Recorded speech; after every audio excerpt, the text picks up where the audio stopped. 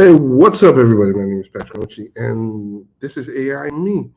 I'm live today just before the game. I just said I need to go live to basically talk on some stuff in terms of not only in terms of NIL, because again, it's a Super Bowl, and I want to talk about some of the stuff in terms of athletics and sports, NIL, some of the careers in terms of HR analytics, health analytics, and also again analytics in sports.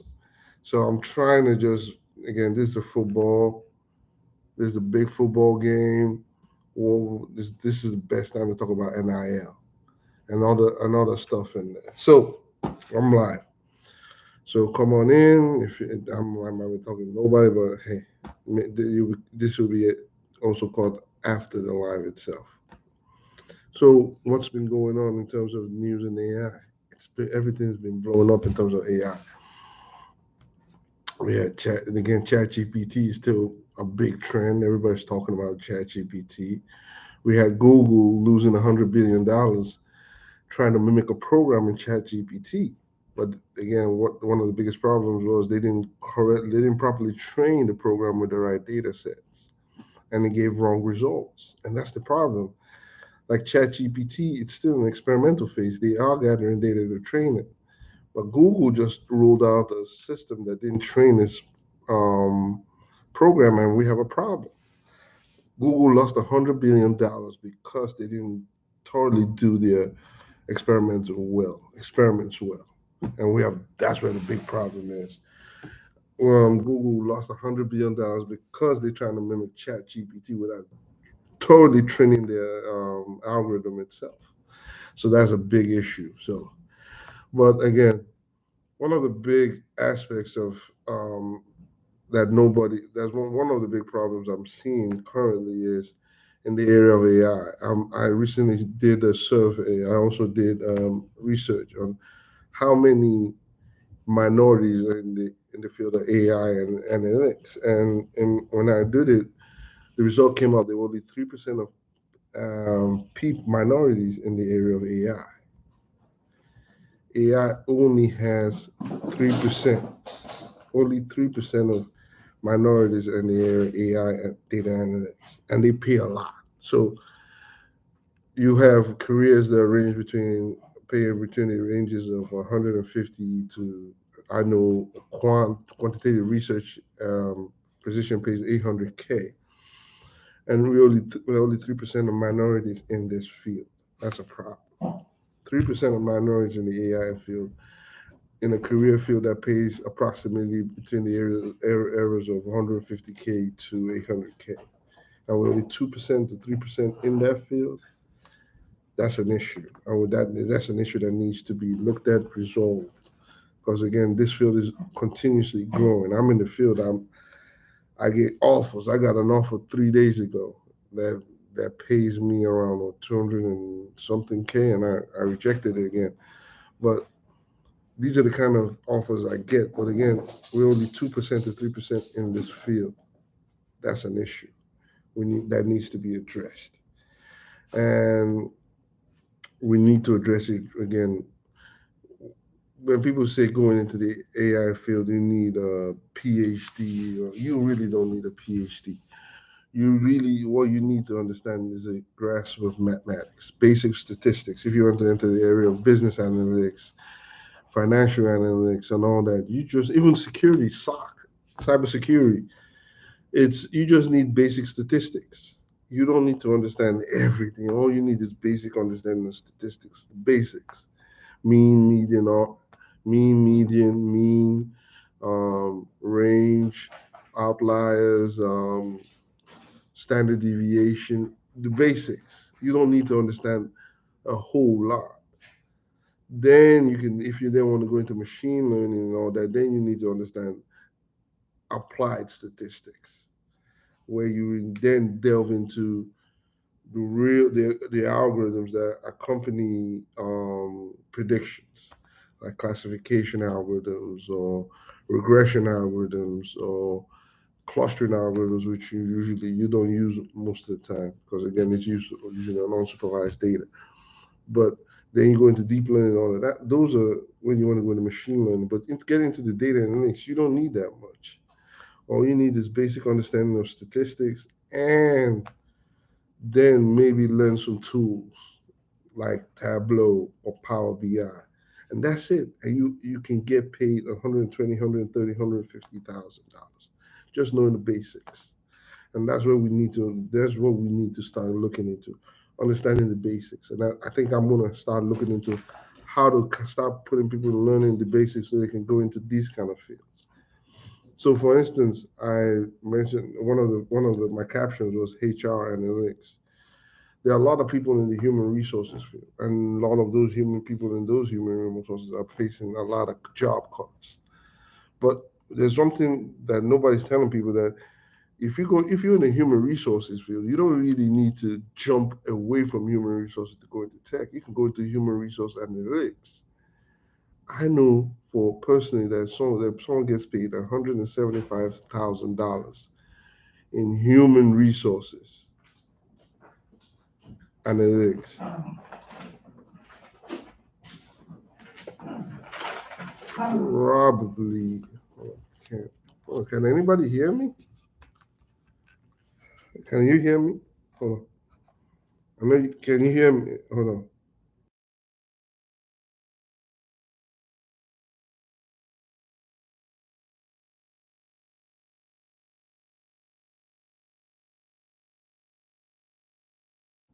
Can you hear me now? Can you hear me properly? Hold on. Let me fix some stuff real quick and I'll be back in a few seconds. Hold on. Okay, you can hear me. All right. Can you hear me clearly?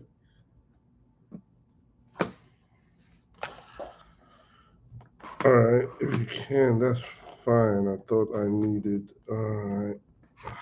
So that's fine. So hold on.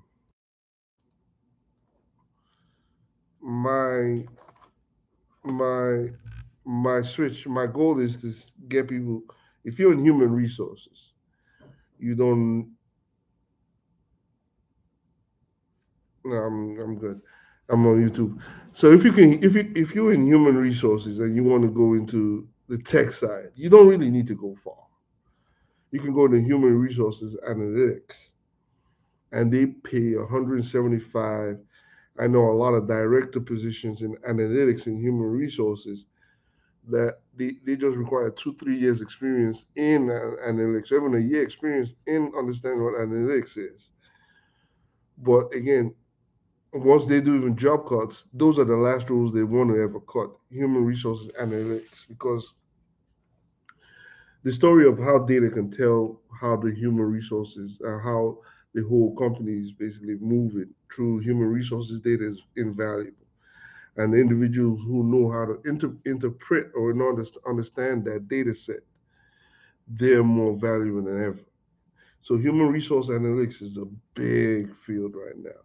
And if you really want to make a huge amount of money, 350K to 400, learn human resources machine learning. Whoo, that will pay you a bunch of load of money.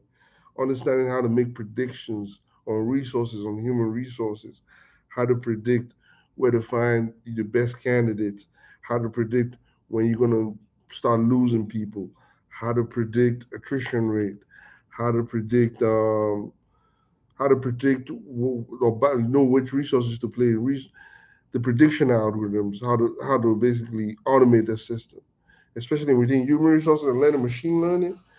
They pay approximately 200 to 350K. Human resources machine learning. The human resources analytics, you get paid 120, 150. So there's a huge amount of money in human resources, in analytics, machine learning. If you understand those two, and yeah, tech sales, you can get into tech. Tech sales is great. You can do tech sales. It's great. Tech sales is great too.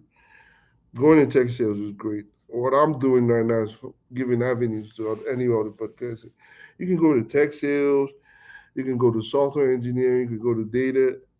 I'm just trying to give people the opportunity to make that leap into the tech. Again, if you love sales, there's nothing to. If you want to even do sales in AI, that's even big. If you want to do sales and work for OpenAI that does Chat GPT, that's brilliant. You want to do sales and work for Google and sell there. But you understand this in sales, you still need to understand some part of analytics in there. Antoine will tell you, you still need to know charts and all that. So you still need to understand some of your stuff. So yeah, Antoine is right. Sales is brilliant.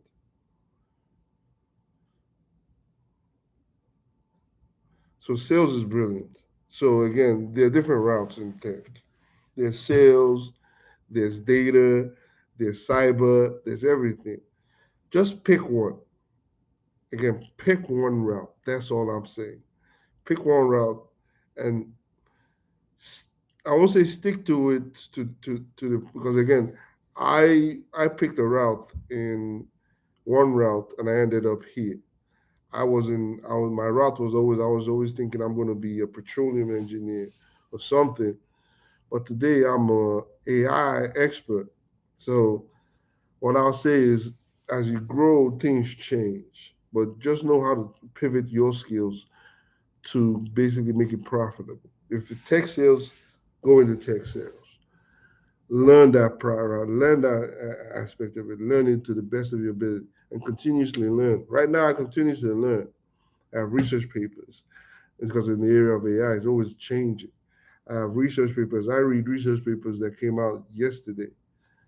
I have research papers I read that came out last week. So I I read, I study, and all that. If you want to go in tech sales, go in there, but be the best you can, so that once you start, you can have that opportunity to pivot. If a company you see a company saying, okay, I'm not enjoying this company, I'm not seeing any benefits in the company, you can take your skills and sell it to someone else. Be able to pivot not only in industry but your job, the business, the ability to pivot is one of the biggest skill asset you can have. The ability to take your skill and pivot. Right now, I'm in the area of health. I can pivot into the area of space, in the area of government, but again, I'm still using the skill I have. I'm able to pivot into many areas. I've gone into the cannabis area. I was there for a minute designing AI products for the cannabis industry. So again, I've taken what I know and I've perfected what I know, and now I have the ability to pivot to any industry I want. And it doesn't change that much. What changes is the product, but my skill set doesn't change. The same with you in sales or anybody. Your skill set will not change. The industry might want to serve will change. So the ability to pivot to any industry is key. So that take your skills, harness that skill, harness to the best of your ability, learn it to the best of your ability, become the best at it, and then pivot to any industry you want. And that's how you remain relevant. The ability to pivot to any industry you want. So yes, sales is great, but I preach data. I preach the area of AI because once you go down any job, any of your 10 top jobs or 10 top paying careers, data is in one of them. It's always in the top. So is sales. Data and sales and marketing. They're always in the top because again, data feeds into sales. Data feeds into marketing. Facebook marketing, Google ads, all that is data. They just use data to know how to serve, how to bring their best ads. Data is key. Data right now, even in sales, you utilize data in sales. You have to know your numbers in sales. If you don't know your numbers, then again, you don't know what you're selling. You have to know your numbers. Antoine will tell you numbers are big in sales. So again, what I'm preaching is understand your data. Understand what's going on in the area of data. Go in sales fine, but I'm talking to everybody else. You still need to understand your numbers. You still don't understand the data. You still need, right now. Even I'm going to give you an example. Right now, the NCAA, the big body in college sports and athletics, announced I think 2 years ago on NIL, name, image, and likeness. Basically, this is in summaries, athletes, young athletes out of high school, out of college, and can take their name, image, and likeness and basically make profit from it. They can sell it to a company. They can sell it to. They can use it to make their own brands. They can do it in everything. That name, image, and likeness is huge. There are a lot of there are like a couple of athletes right now, college athletes. They're making up to 3.2 million based on their name, image, and likeness. They basically do ads for big companies like Lamborghini, BMW, sports drinks. They do ads based on their name, image, and likeness. And that's huge. It's a big market right now. It's coming out. But one of the big problem is this. There's one big issue. That's why I always preach the ability of data. In order for you to really, for anybody, if you're a parent or you have a brother or sister, you have somebody who wants to go into who is a student athlete and wants to understand how to make money out of their name, image, and likeness, the NIL, how to make millions or thousands, they will need to understand data. And if you think I'm lying, the name, image, and likeness is basically surrounding your data. If you go to a company and they say, prove to me what your ROI is, if I put your name out there as you as a brand ambassador for Pepsi, how are you going to prove that your name is going to bring them a profitable ROI? And the way you do it is through data. And this is how I did. This is how I've done it. This is not done it, but this is how mathematically it's being done using risk and using data. So currently, what I did was I went to the top athletes, all the top athletes, all the top 10 top athletes in the college athletes. I went there and looked at their data. And when I say I looked at their data, I didn't only look at their sports, their athletic records in terms if some player in football. I didn't look at only their athletic records. It means their athletic prowess, how good they are in the football field, touchdowns, or all that. Even in basketball, I didn't only focus on the athletic abilities. I also focused out of the athletic abilities, out of the field. I focused on the data on their family. What kind of family do they have? I focused on you got to look at the accident records. I mean, you got to look at how many accidents or how many tickets they even have. You know, if a footballer has too many tickets, speeding tickets, you know that data means I can tell you there's a I can predict there's a more likely scenario that that athlete might get into an accident by the amount of tickets he has. That's just one. That's one factor. How many tickets they have, their location, where they live, what they do, their friends around them, their social media. I mean, there's I basically studied 10 of those athletes. It took me 6 7 months. I took 10 athletes, studied everything variables in them. Oh, I mean, I think there were 20 variables. I studied what they did in how they did it in how they played their football, how they played in basketball, scoring averages, playing averages. I looked at all the athletic. Then I looked outside the athletics. What kind of reports they have? You got to look at the academic prowess. You got to look at not only the academics. You got to look at if they had criminal records, any kind of records. You got to look at their social media. You got if you take all this data and understand, okay, this data, if this is the data that gives you $3.2 million. This is the secret I'm going to give to you. So if you know an NIL athlete that makes 3.2 million dollars, you take all their data and you said this is their whole data for the past 5, 10 years. 5, 10 years, this is their data. And in the past 5 to 10 years, this is what they did for the past 5 to 10 years. And this is how they got that $3.2 million. The next question is that process repeatable? And the answer is yes, if you have the data. And if you can match your own data to his, then it's repeatable. Once you have that data, it's repeatable. Then you can then change your own trajectory.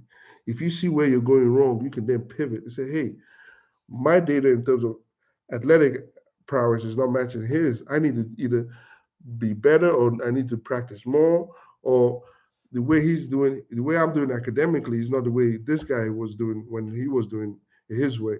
I can change it. These are what parents, coaches, and everybody should be doing.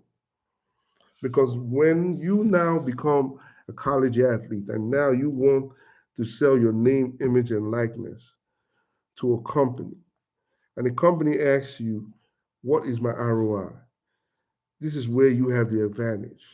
You bring out your data set for the past 3 years. You show them, hey, for the past 3 years, this is my path. You can see statistically, I have always improved year to year to year. You can see a 50% increase from year to year to year. You can see my academics, you can see a 50% increase year to year to year. You can see academically, you can see also I have no criminal records, stability. You can see, I can show you my friends, these are my friends and people I spend my most time with, and these are their academic records. This is what they do. You show them all this and you say, based on all this data, I can predict year to year to year, I'm going to be as good and better in terms of athletics, in terms of everything. Not only that, then you can show them your social media. Year to year to year, I've increased my social media's presence, and I've also increased my social media's attendance. And this is an ROI to you because now my name is important because now I've guarded my name. I have data to back how my name is going to be treated. I have data that can back my profit from my name.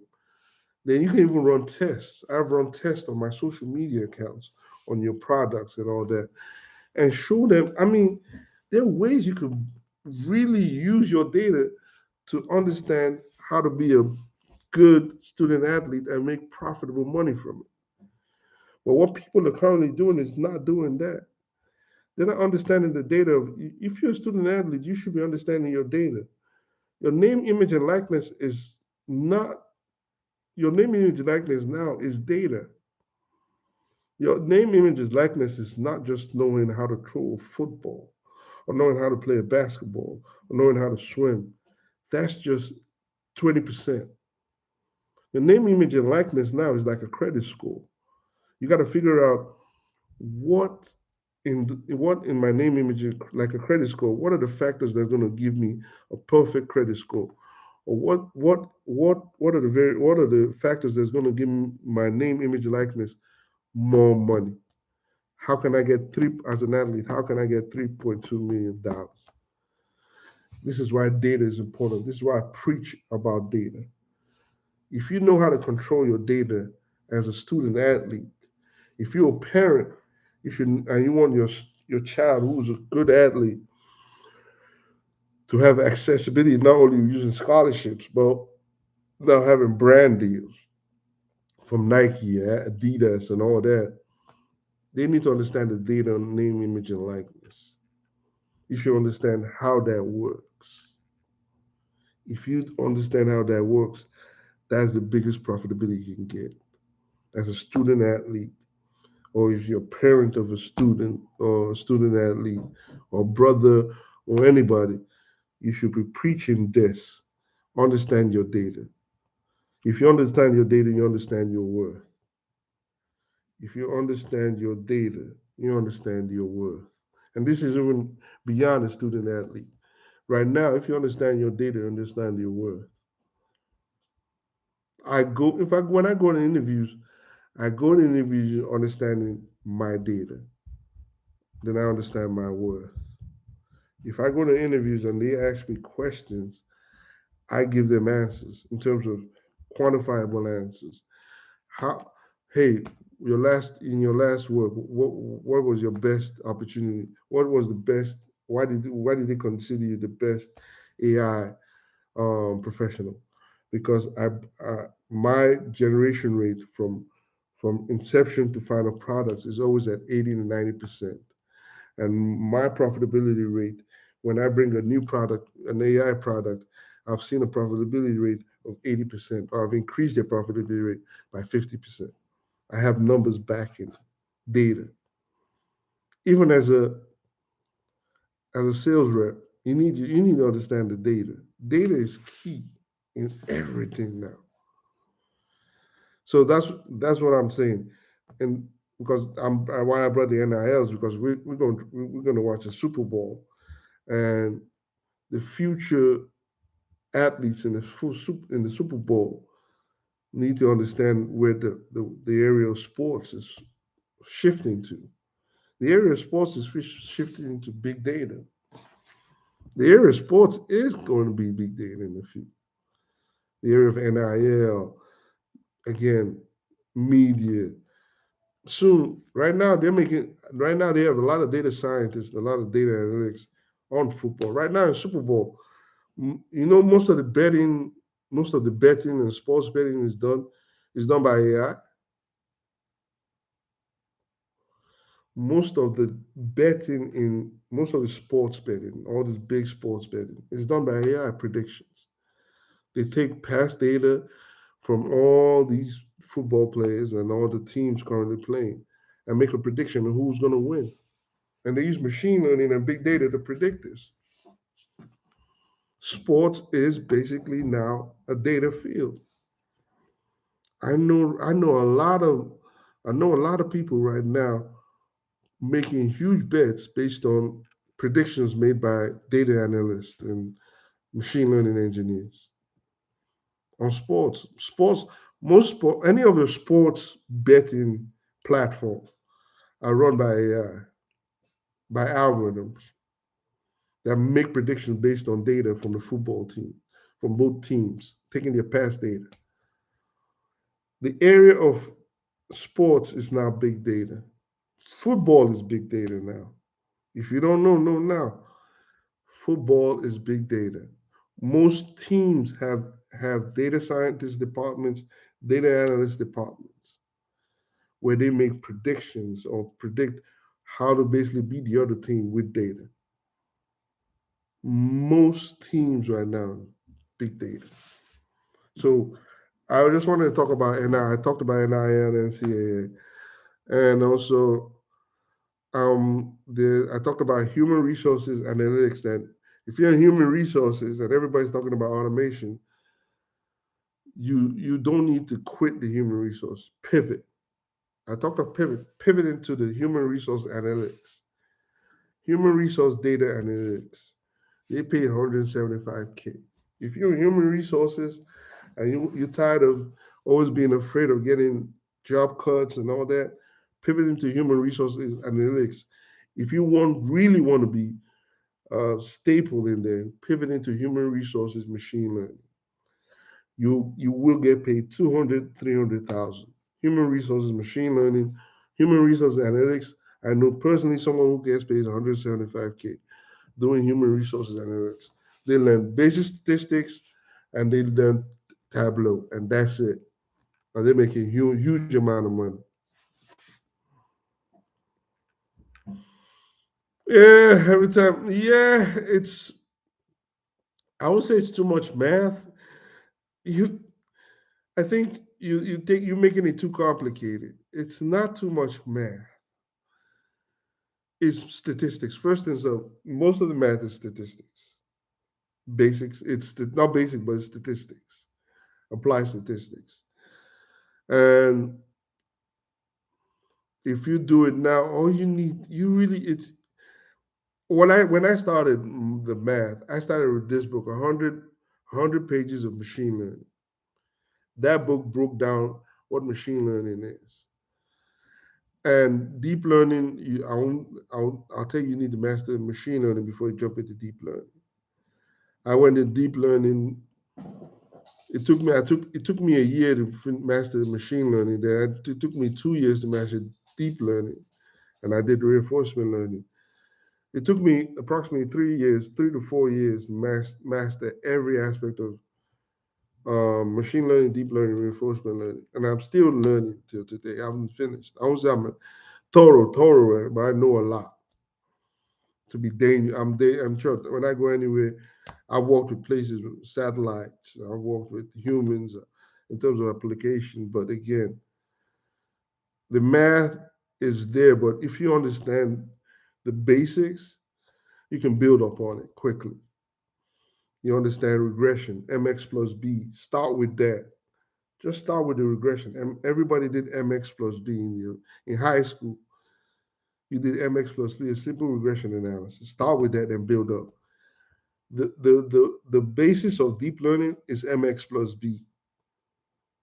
Go look it up. The basis of deep learning in mx plus b.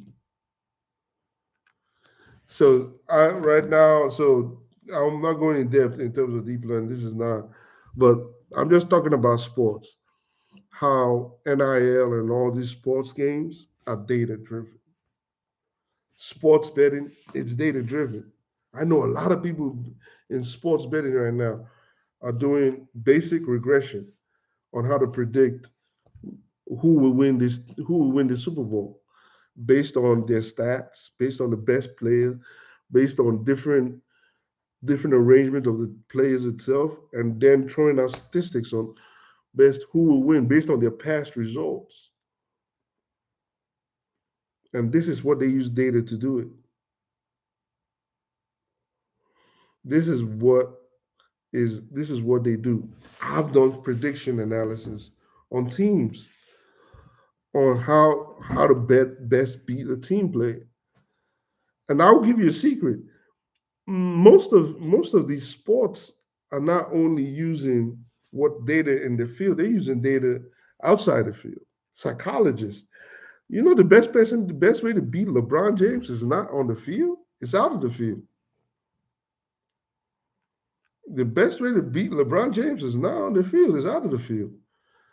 I'm gonna. Do you know you can statistically see how LeBron will play if you disrupt what he does out of the field. For instance, I'm just going to throw a scenario. If if LeBron is going to play the Lakers or he's going to play the Lakers tomorrow or somebody, and if I'm the manager, I'm not going to go and say, okay, go in the field. No, I'm going to take a psychologist and take his data and go to the most of the media that has that just throw scandals and say, hey, LeBron is cheating on his wife or something like that. Just throw those scandals out there. They monitor the game and take data from that game. When you disrupt him outside the field, start taking data and seeing if that disruption out of the field will actually affect his game. Take that, take when he and measure it, measure his best output to when he has scandals outside the field, and take data points from there, and then compare and do analysis. Did that really affect him? Did that affect his shooting game? Do the same thing with not only him but his teammates. The the best data to take is not in the field, it's out the field. Data science and data is not only in sports data, is not only looking at how to affect the player in the field, it's also affecting the player out the field. What can I do? What variables can I touch that affects the player's game in the field and out the field? And that's what sports data is. Sports data is seeing not only the relationship between the player and his teammates, but a relationship between the player and what influences him outside the field. Can we tap into that that that that aspect of him outside the field so we can know how it affects him in the field? And they're doing it well. This is what data does. Data is the ability to look at a human being and predict what will affect him in and out, external and internal. How can I break him externally and internally so that I can get my own results from this? And how do you do that? You use data. How do you think banks are now utilizing data to know how to get the best options from their results? If banks can do this, if big conglomerates can do this, why can't you do this? Why can't you use data to predict how your life will go, or what to tell the story of what to do? That's what data is. It's powerful if they use it in sports betting. It's powerful they use it in manipulation and marketing. This is how data is. The game you're watching right now, do you know how much data points they're collecting in ads? They're spending millions of dollars in ads. Do you know how much data they're collecting in that? Do you know they're correlating the number of watch time in ads to their product sales? If 5, 10, 20 million that people watch these Super Bowl, does that correlate to sales next week? How does that, is there a correlation? And if they've been doing it for the past 20 years, there is a correlation in it because they still invest, meaning there's so much watch time, it automatically converts into sales. They're collecting a lot of data from everybody in sports. NCAA, NBA, NFL, a lot of data. And they package that data and packages the companies and say, hey, these are people who watch our games. And based on this is how they convert to sales for you. It's a data game. It's always in a data game. And again, there are only 2% of minorities in this field. Only 2%. So I brought you HR analytics. There's another field called, again, I brought you HR analytics, I brought you sports analytics, sports ML. I'm going to give you one last one, health analytics. Nobody's talking about health. And it's not difficult to go. If you if you have any inkling about health, I'll give you a quick pathway. Go to Google Analytics, study the analytics certification course. Look at Google Analytics, get the certification course. Learn Tableau, learn basic statistics. Again, basic, when I say basic, mean, median, mode, standard deviation. Learn those. Learn learn Tableau and get the certs and go apply for any health analytics job. And go there and tell them you've done, based on your experience. Again, it's based on what you've been doing. Anything you've been doing right now, you can put an analytics in it. Anything you've been doing, there's nothing you can tell me there's an analytics. There's analytics a part of it. Even if you're cooking in McDonald's, there's an analyst behind that.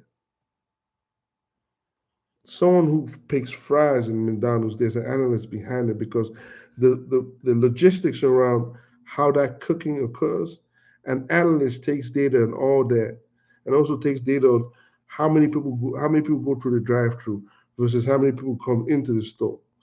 Take analysis on how many the sales coming in. They take all that data and make ways to predict how to make that whole store more efficient with that data. Chick-fil-A does it well. They pair up psychologists and data to make that's why they have people on the line when you're trying to basically trying to get your food. They have people waiting for you on the line so they can keep you company and take your order. So you're not talking to a robot. That's basically data and psychology. They see there's more profitability based on the data and psychology that if you have people who spend time with you on the line in Chick-fil-A telling you how you doing, how's your day, you're more like if your food comes in 5, 10 minutes late, you're more likely to be less angry because you have somebody keeping company. And they've done that based on data. So data is powerful. Again, and it pays heavily. Health analytics, I know people who make 150. I know nurses who left nursing and says, I told them, you don't need to leave nursing. Go get a Google cert, learn Tableau. 6 months, they have a health analytics course, remote, making more what they made, more than what they were doing in the nurse.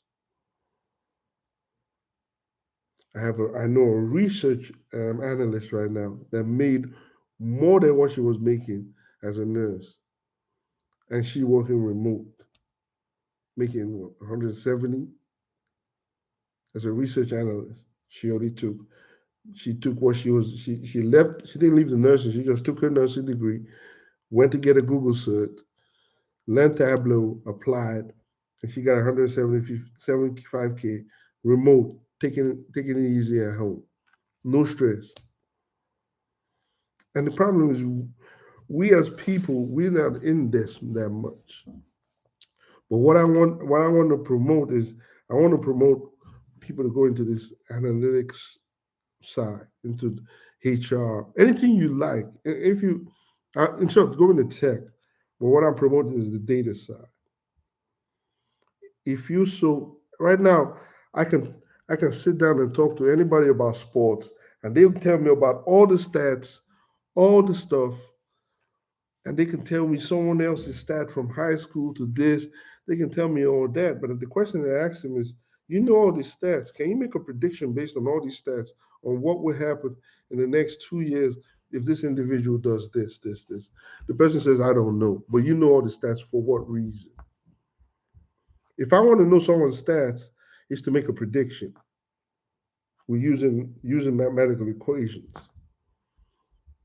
Your stats to me knowing your stats just because I want to know it, it doesn't help me. Me knowing your stats so I can tell another athlete, hey, you need to change your running skill or running style in order to match his and make a prediction. That's the key. If you love sports and all that's fine, love sports. If you want to know stats, fine, know stats. But you already have a mind of a data scientist and data analyst. If you can get all the person's stats, know his running speed, catching speed, catching average, all that, where he catches. If you know all that, why can't you just learn a little bit of math and understand how to make a prediction on what he might do in the next game or so? And sell that skill to anybody. Sell that skill to yourself. The ability, everybody says math is hard. Math is not hard. Be honest with you, math is just like learning an English language. It takes time to build that muscle.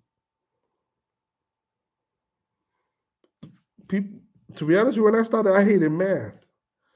My teacher, she sat me down and broke it down easy, bit by bit, till I understood how math was. To the point where now I can tell you anything about physics, math. I can give you astrophysics equations, quantum equations, because someone broke it down the easy step for me. All what everybody needs is just a way to break it down easy for you so you can understand. Math is not hard. Understanding data is not hard. We do that on our daily basis. We do data science and data analytics on our body, on ourselves. When you monitor when you're gonna eat or how much distance you're gonna drive to work or the distance you're gonna drive here, you're taking data or you're taking note on if you go to the grocery store, how much you have and correlating to the amount of stuff you can buy. That's data. That's a data analyst. I have $50. How much do I think I can afford? And you already know by head, I can only afford noodles, noodles, this and this. You're a data analyst. You correlating the amount of money you have to the amount of food stuff you can buy. That's a data analyst. But we've made it so difficult. We put it in our mind. It's so difficult that what we do on a daily basis, what we do naturally, instinctively, what we do instinctively, the math we do instinctively, we're so afraid of bringing that math, what we do instinctively, outside. We do this math. There's nobody that can tell me they've not gone to the grocery store and say they have $50 and they do the math and this is the amount of food I'm going to be able to afford. I do, I do, I do, I do. But again, we do. I'll talk about. But we do this math instinctively in our head. If we do this in our head, I'm saying there's nobody. I'm telling you that goes to the grocery store and say $100, and they're not doing that math in their head, and automatically onto your data analyst at that point, you're doing high level math in your head instinctively. You don't even know. That's what you're doing, and that's the same math. I know people who make 175. That's the same math they do on a daily basis. That math you do in the grocery store, they just transmit it into a math into human resources and they pay them 175. And they go home with check and happy and they take vacations and they live in a big ass house. The same math you do on the grocery store, they do it to make money to afford a big ass house and make enough money to take vacations. And, people are like, no, this is ridiculous. We need I need people to start thinking big. Nobody should be able to think for you. You need to be able to control how you think and control that. Tell yourself math is not difficult. Man, I'm always in sales, even in sales. I know a lot of salespeople. They'll tell you they're not good in math, but if they do calculations on the amount of sales and the profit margin and the amount of product they need to sell, they're making predictions. You're predicting, you're trying to say, I need to sell 10, 20 items in the next 3 days. You're making a regression algorithm. You already did a regression. You're doing hard math in sales, but you're doing it instinctively, but you're afraid to do real math. You're doing the hardest part of math to make predictions already as a salesperson. You're doing the hard prediction math, predicting how many products you need to sell in the next 5 days to make 150K. You're doing a regression algorithm prediction, and you're doing it 10 times hard, and you're doing it instinctively, and you're saying you don't know math? Everybody knows math. Everybody in this world, everybody's, every human being knows math. But you are afraid to apply what you do on a daily basis to something different. I just explained how you do high level math in sales or in the grocery store. You're doing high level math. You're doing high level math in the grocery store. You don't know, but yet you're afraid of what are you talking? Look, the thing is this: we just need to start shifting ourselves away from the fear of starting. We need to start quick and start now. Okay, recently I saw a lot of layoffs. Everybody shouting the layoffs. Oh, it's gonna be bad. You know, the layoffs is a joke. Did anybody tell you the layoffs are globally? These layoffs are not only in the U.S. So let's get this straight. Let's say Disney came out and said they're going to lay off 7,000 people. Do you think the 7,000 people just came out of Disney U.S.? The 7,000 is global. And then maybe a portion comes in here, but that portion is human resources, admins, all that. The real tech folks are not that, they don't lay that much. That's why I said, if you're human resource and all, there's hope. You don't need to be afraid. Jump into human resource analytics. Go to a place where you will never get fired. You not say never. Go to a place where it will be difficult to fire you. To a place where if they fire you, they'll be scared because you have so much understanding about it. Do you know if they fire someone who's a human resource analyst or specialist, Do you know the kind of resources they're going to have to spend, not only to train that person, but also just to even interview for that person? Because the person takes, you fire a human resource analyst or a machine learning engineer in human resources. He takes his knowledge of how your industry, how your place works in human resources, how it functions, quantitatively, the data. He takes that knowledge, 7, 8, 2, 3 years of that knowledge, takes that and goes somewhere else. Do you know what? You know how much it's going to take just to train that person? And someone needs to understand that. Do you know how it's going to be difficult to lose that person? Just to understand human. Again, this is human resource. I'm not talking of logistics analyst. I mean, just the human resource, understanding analytics, understanding machine learning. The same math you do in your grocery store, the same math they do in human resources. That's the same math you do in the grocery store, the same math you do in the correlating $50 to the amount of products you can pull. Same thing you do, correlating the amount of money you have to the amount of people you can get with the amount of money you have. Same concept. You have $50 you want to buy. This is the amount of food you can buy. You have 200,000. This is the amount of people with the skill set you can buy. And you, as an analyst, can predict how much, where you can spend it, how you can spend it, where's the best place to spend it as an analyst.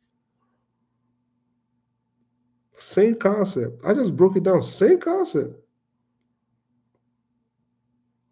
Same concept. And they pay you in the grocery store trying to struggle $50 and correlate. Individual here making 175K, you in the grocery store still thinking about $50. Same math. Both of you have the same math skills. He's using the individual who's in the HR analytics is not afraid to use it to make 175 to apply something different. You, the individual who's in the grocery store, still afraid just to go in and get a cert and apply that math somewhere else. And you were using the same math. The math you use on a daily basis in the grocery store, someone is using it to make money. Don't you see how ridiculous that is? That we're afraid of doing something that you do on a daily basis. So again, I'm preaching this because again, the football game is coming now, and people are going to be in the area watching football. I'm not watching football because again, um, to be honest, I'm not more. I lost interest in football a long time ago. My interest peaked in football because of NIL. I started looking at the football teams because of the NIL system. I started looking at data on athletes and all that so that I can create. I created an algorithm that can predict how your path is to a player that makes 3.2 million. What variables do you need to change in order to meet that 3.2 million athlete? I just decided like 6, 7, 8 months ago to do that, and that's why I just got interested in football. But right now, once I'm done here, I'm going to go read some stuff in dynamics theory and time series equations. But that's it. I'm not looking at football. That's not. I lost interest in football and sports a long time ago. The only time I look at football now is to see how can if my predictions and my mathematical algorithms actually work. That's it. Well, most of the time I'm not. Nah. But what I'm saying is this: basic math is not difficult. You do it on your daily, day-to-day basis. Apply it somewhere else. If you're in sales, I promise you, math, not the higher math, but basic math is important. Knowing your numbers is important. Knowing how to quantify and tell a story with numbers is important. It's important. You're talking to an individual, yes. The human to human contact is important. Knowing how to network, knowing how to talk, but you also know how to need to present, knowing how to present with numbers, knowing how to talk explicitly, how to talk ROI. At the end of the day, the person wants to know how is this equipment or how this product you're going to sell to me going to make me money. You need to talk about numbers. Data is data. You don't need to be a math whiz like me. I always tell people, you just need, in order to make 150, 170, you don't need to be a math whiz. Believe me, if I'm the reason I love math so much is because I just love it. That's all. But I love it so much that I could break it down into a simple form. That's why I love it. I learned it so much so I can break it down to an easier form. I can teach a child or anybody. I just showed you how everybody does math on a daily basis. The same math you do, the same math someone who's making 175 does. The same math you do in the grocery store is the same math someone who's making 175. So again, there are different avenues. If you're human resources, please. If you're afraid of job loss, look into human resource analytics. If you love sports, look into sports analysts. If you love if you love anything, look into the analyst side. Look into the data side.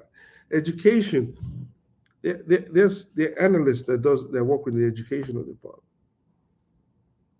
There's nothing. There's nothing right now. There's no data involved in it. Data is now huge. Data is the future.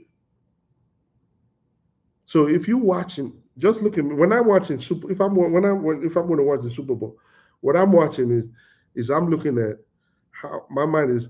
How many people are watching this that's going to make the how many people are going to make this ad make money?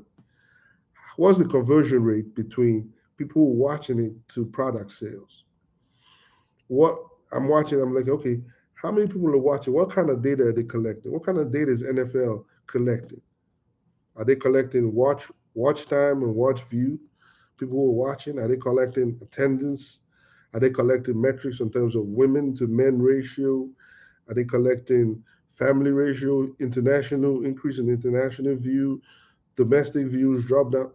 This is my mind. This is what I'm thinking. Numbers. Because these numbers is what they call generate profit. These numbers are what generates profit. I don't watch football. If I'm going to watch football, I'm not watching football because I want to watch football. I'm watching football to know what story is going to, what story that you can tell from this to make money. Two teams playing. Yeah. Recently, I looked at some of the comments on the two teams playing two black quarterbacks. Okay, two black quarterbacks. How does that generate sales in terms of this? Do we see do we see the amount of minorities and all that increase in watch time? Do we see what else do we see in terms of we have two black quarterbacks? What else do we see? Do we see a drop down in terms of watch time of Caucasians? What else can we draw out? What scenario? What data can we draw out from this? That is my mind. What data can we draw out of this? And the next question is, how can I use this data to my advantage? Because data tells a story, and if that story is being understood, you can then utilize its advantage. And every company understands that. That once you know and get a narrative from the data, you can then control the output of it. And that's the biggest story. So again, if you want to go into the area of tech and you are in huge doubt and all that, look into the data side. You don't need to make a huge leap from what you do on a day-to-day basis. If you work in trucking, you know you can go into the transportation logistic analyst. If you're a trucker, just go into logistic analyst. What Look at what you basically what you a trucker look at what they basically transport on a day-to-day basis. Now look at the time it takes. That's data. The time it takes, the amount of truck, the fuel it takes, the amount of people it takes. These are data. With all that data, you know you can make a prediction on how when a truck is supposed to reach a certain place. It's basically using physics and all that. You can make a prediction. This truck is supposed to be at this place at this time based on speed. Again, that's basic math too. Based on speed, trajectory. Again, take into consideration weather patterns and all that. You can make a prediction on where that individual is supposed to be at each point of day That's logistics, machine learning logistics. Make a prediction on where each truck is supposed to be at each time. I know a lot of companies that does that. Make prediction on where, if you're a trucker, where a truck is going to be stopping at each point. They can make a prediction in there. It's not that difficult to make a prediction on based on the weight. Again, why do you think they take weights? Their weight stops. That's data. Their weight stops. I know the weight you're taking in. I know the speed you're going in based on again the average speed based on each of the road. I know the speed. I know the weight. I know I'm going to be able to tell you what time and where you're going to be and to an exact point. And I know weather conditions and all that. I can make that prediction. It's not that difficult. This is basic math. So my question is, we do math. This is what I'm going to say. We do math on our day-to-day basis, instinctively. What we do with ourselves instinctively, but we're afraid to use that to make money. You do math. You can do high-level math and predicting. If I leave here, I can get to my place in the next 2-3 hours if I drive at this speed. And taking into consideration all the traffic and all that, that's high level math. You do it on your day-to-day basis. I'm going to grocery store. I have $50. You're doing correlated math in your head. I can only afford oodles noodles. I can only afford bread. I can only afford milk. I only have $50. You're doing high level math in your head. And people are making $175 with the kind of math you're doing in your head to go buy bread with 50, to buy groceries with $50. This is what they do. And again, so what I'm saying is don't be afraid to go into the data side. It makes a lot of money. 150, 175K, 160K. Make a lot of money and live life. Again, I just came to just talk about what I talk about is NIL. If you're going to be a student athlete, a parent of a student athlete, or brother, anybody, take data as a big consideration in there. If you're looking for pivot into tech, there's sales, there's cyber, but look into data. Nobody's talking about data. Everybody's talking about cyber and sales. Everybody's talking about, again, Antoine is right. He's perfectly right. Tech sales is a huge path. But everybody's focused on tech sales, cyber. But data is one place everybody's scared of. Data is a huge amount of money. And there's a lot of jobs because nobody's going in there. There's a lot of jobs. I get 3-4 calls daily. Even a weekend, I get a call saying we need a data scientist, a data analyst, remote work. I mean, just type Indeed, go to remote data analyst. Do you know how many jobs comes out?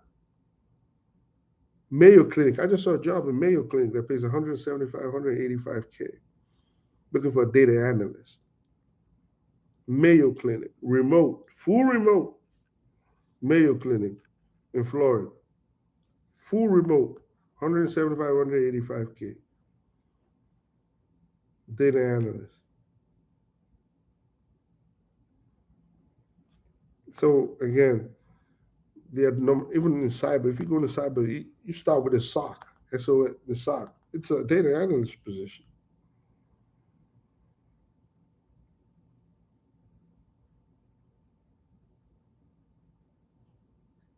Yeah, I, I get calls daily. It's seriously stupid.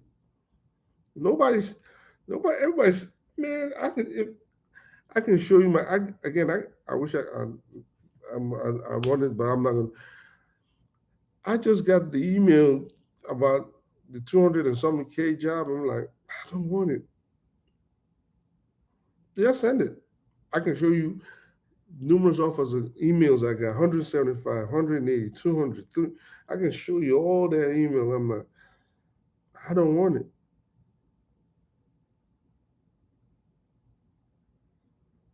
Because The jobs are out there. And even when you get into a job, your employer automatically, when you get into a job, your employer automatically sees your worth because you're looking at his data and telling them this is what your data is saying. This is where your best profit margin is. This is where this is. This is it. I can predict what you can. We can predict what you're going to be in the next couple of years, or this if you do this to this. Automatically, over time, your employer sees your worth, and they're afraid to lose you. What? You know how many employers are always telling them, look, man, we can't lose you, man. You good, and man, what do you need? Are you? I mean, employers at that point they're treating you like a kid. Like, oh man, are you okay? You all right? We have an office party today. You want to come? We have lunch. Because they know you have options, and you do have options in the data field. You have a lot of options. A lot. I mean, it's crazy amount of options you have in the data field. You have options. If you think I'm lying, just go into Indeed and type data remote. You see, just go see the amount of jobs that come out and apply to a few. If you have that skill, just apply to a few. You see what amount of calls you get, emails. Oh, the amount of people that call my and drop text messages, emails. Hey, are you looking for a position? We have a position open, and maybe you want. Are you happy in your position right now? This is the calls I get, and it's not a huge leap. If you're in the health field and if you're tired of doing what you're doing, just go into the data side of it. If you're in trucking, go on the data side of trucking. Become a logistic analyst. Work for as a logistic analyst. You can work for all Amazon as a logistic analyst, Walmart logistic analyst. That's if you're in trucking. If you're in trucking and you're tired of driving long distances, you say, man, and okay, you maybe own two trucks. You say, okay, I want to still make money on the side. Logistic analyst working for Lowe's or working for any of these big companies, remote, they pay you 150K. Remote logistic analyst. I know a guy who has three jobs paying him 200K each, and he's chilling in the Bahamas doing those jobs.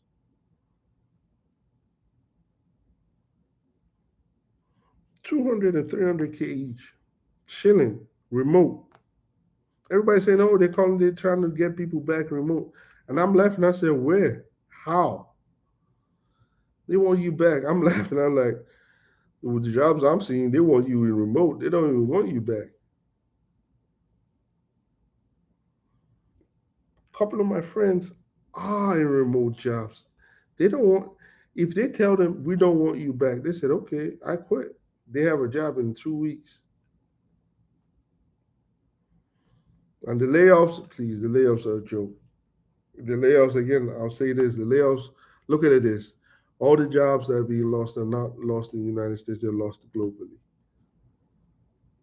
So there's a percentage of people jobs in the United States, and those percentage are not basically solely tech. They're administrative, HR, and other stuff. The real tech folks are not getting laid off. The real tech folks, it's basically a low amount is getting laid off. Believe me, the amount of jobs out here for the tech folks, none of them are suffering right now. So I've been here an hour and 9 minutes, but this is what I'm saying. The whole world is data. If you're watching football now, eating, doing that, just realize the football game. When the football game is over, you go back to real life. You got to make money, and you got to, because again, next year another football game will come in. How has your life changed when that football game ends till next year comes in? Yeah, quiet quitters and all that. Yeah, they did all that. Therefore, believe me, most tech folks I know, they still get employed. But so this is it. The football game in, you eating chips, you ought to enjoy it. But at the same time, in the back of your mind, think about the next steps. Right now, even I'm still thinking of what to do in the next steps. I'm thinking of, okay, do I need a course to help? Because again, I'm seeing low attendance in terms of AI. People are not going to AI and all that. People are not going to data analysts. Do I need to create a course? Do I, again, even in the NIL, do I need to create a way to show young athletes or parents of young athletes how to use data to make sure their son or child or anything succeed to be a student athlete, to make more money, to even because now you have two options as a student athlete: scholarships and using the NIL. How can I use data to make sure your student, your son, your daughter, and get that opportunity? Everything is data. That's where my mind is. So as you enjoy the game, in the back of your mind, think of how do I get better? How can I get into a field that will make me money?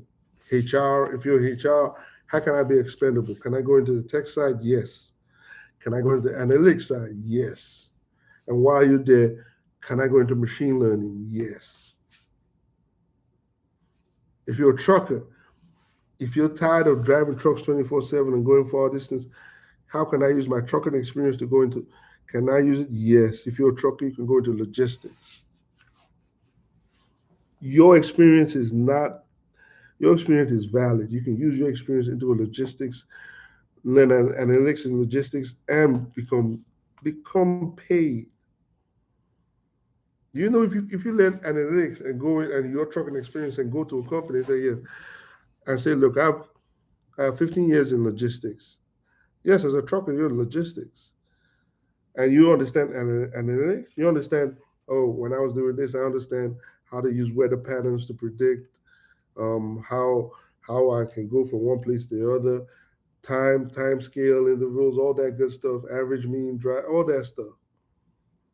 And I teach you the basics, and you go there with a trucking and your trucking experience and all that, and say, hey, this is what I do. I'm good at logistics. Do you know how much they pay you just to understand logistics? Going to Amazon and tell them I understand how logistics is going to affect how to deliver to your customers. What am I talking about? You're a trucker, not you learn analytics. You're a logistic analyst. Just learning math, statistics, then learning again Tableau, how to look at it.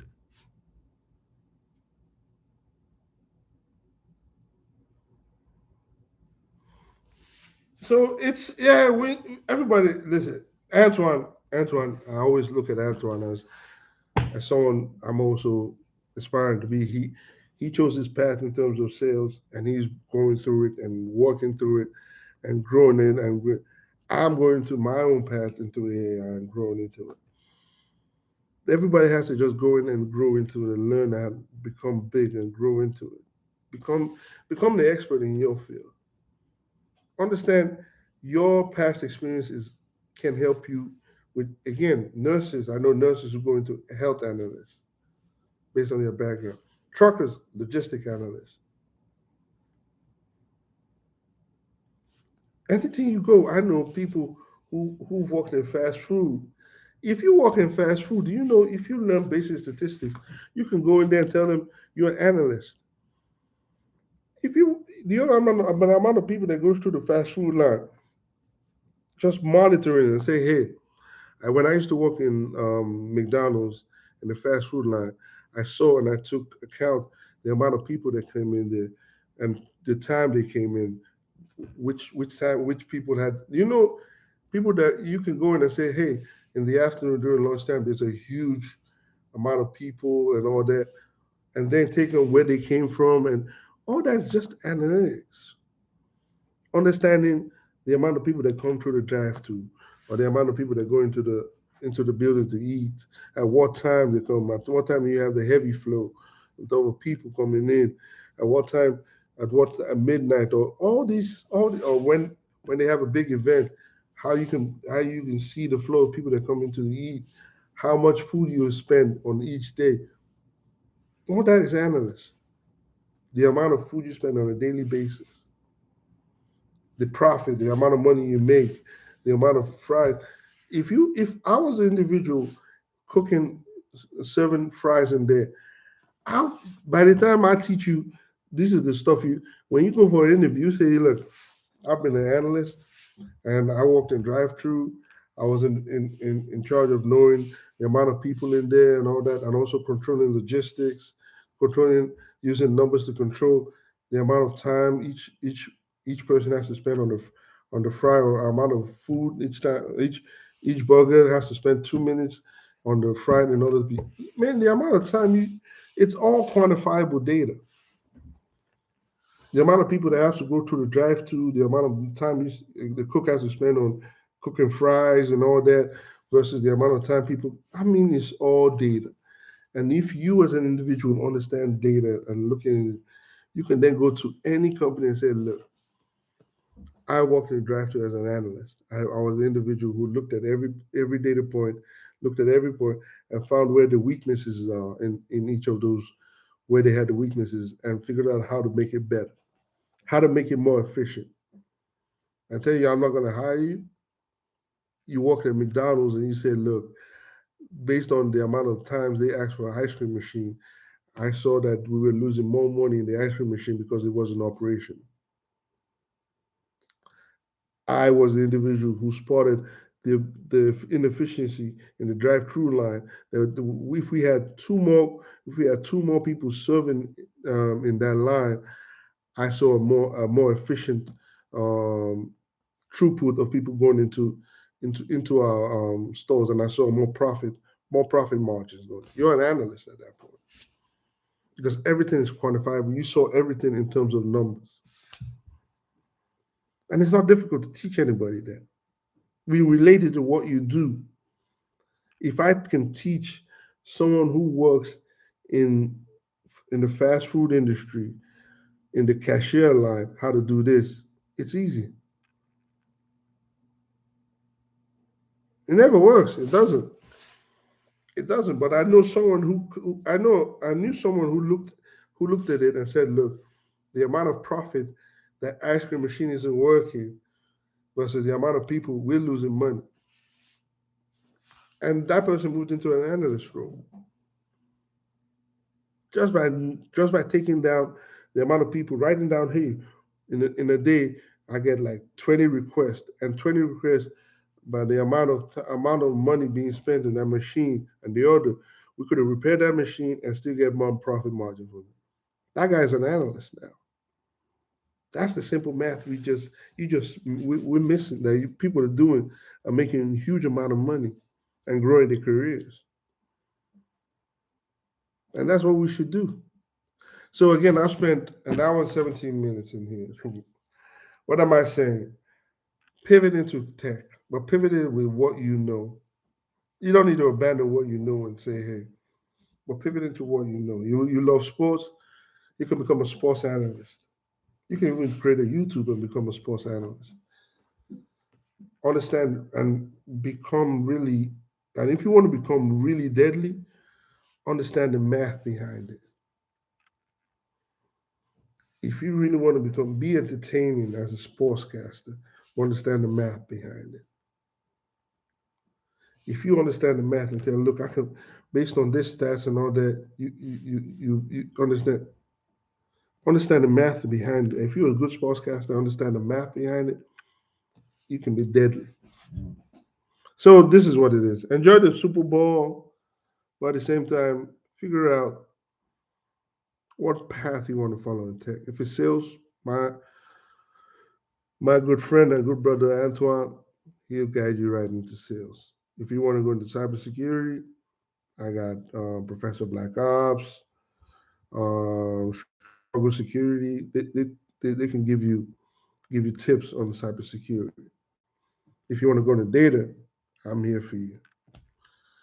I'll continue trying to bring videos on data, big data analytics. The next video I'll probably look into is um, again, I'll look into logistics. Another video I'll show you how a trucker, step by step, how a trucker can go into logistics and basically become a logistics analyst. and make money. So enjoy the football game, enjoy the food, enjoy the good times with the family. But at the same time, when the football game's in, when the Super Bowl game's in, when they've declared the winner, you need to be declaring the winner into your life in terms of what path you want to go. Because the next Super Bowl, you don't want to be in the same place you want to be. You want to be in a different path. And I'll see you again. Peace.